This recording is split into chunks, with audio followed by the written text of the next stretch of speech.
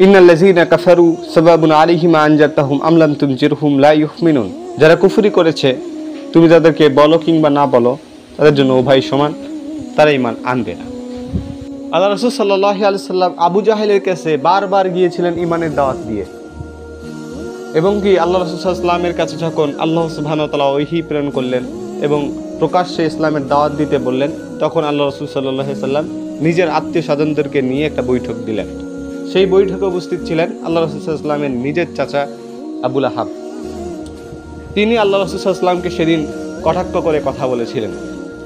তারপরও আল্লাহ রাসূল সাল্লাল্লাহু আলাইহি ওয়াসাল্লাম বারবার তার নিজের চাচার কাছে গিয়েছিলেন ঈমানের দাওয়াত নিয়ে, ইসলামের দাওয়াত নিয়ে।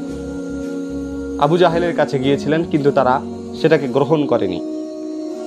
যাই হোক, আজকে আমরা যে বিষয়টা বুঝবো সেটা হলো আল্লাহ সুবহানাহু ওয়া তাআলা সূরা বাকারার 7 নম্বর আয়াতে কি বলতে চেয়েছেন। খতামাল্লাহু আলা কুলুবিহিম, আল্লাহ তাআলা তাদের অন্তরে মোহর মেরে দিয়েছেন। এটা মানে কি?